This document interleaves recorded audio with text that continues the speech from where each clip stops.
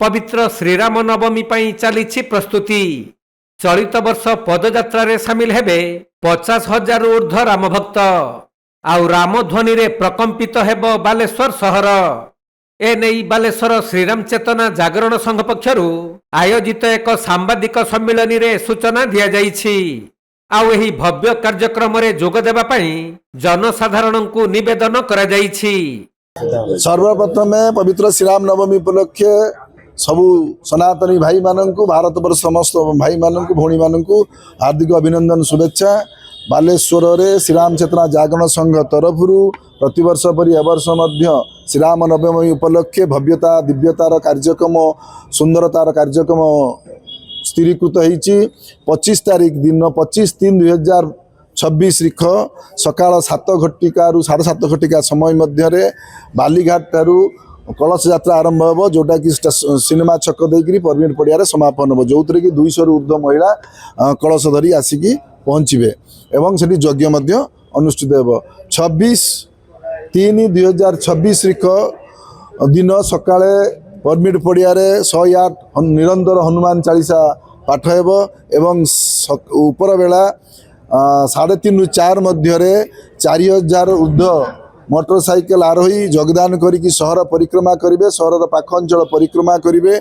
श्रीराम नवमी आसीबार अव्यति पूर्वरु लोकंक मध्य गोटे नूतन दिव्य संचार, गोटे नूतन भावावेग एवं दिव्यता भव्यता एवं भक्तिभाव सृष्टि करिया पई एवं रामचंद्र जन्म हेबे ता परदिन ता पूर्वरु एक स्वागत करिया पई 4000 ऊर्ध्व मोटरसाइकेल आरोही बालेश्वर सहर परिक्रमा करिवे।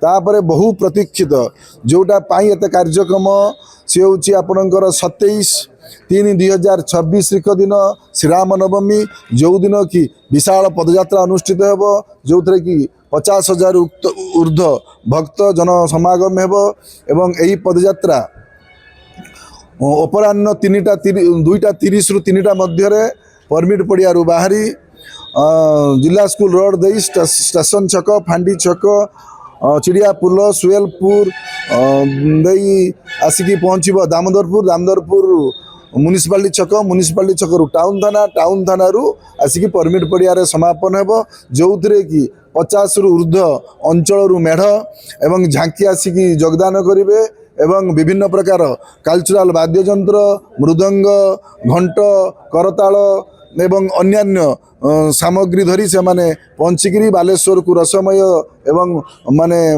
भक्तिमय करिवे एवं जो थे कि अघरी बाबा एवं अन्यान्य सुंदर सुंदर आकृति रे समस्ते आसिकी पहुँचिकी खेल कसरत प्रदर्शन करिवे, जोटा कि संपूर्ण भाव में सांस्कृतिक भाव में अनुष्ठित होउछि एवं ए अवसर रे आपन माध्यम रे बालेश्वर जनसाधारण पाख अंचल समस्त जनसाधारण को आम निवेदन करुचु, आसतु समस्ते भगवान श्रीराम आगमन रे आमे समस्ते भक्तिमय एकाकार होई भाईचारा मध्य स्नेह श्रद्धा रे ए कार्य को पालन करिबा एवं बालेश्वर रे एते सुंदर कार्यक्रम समस्त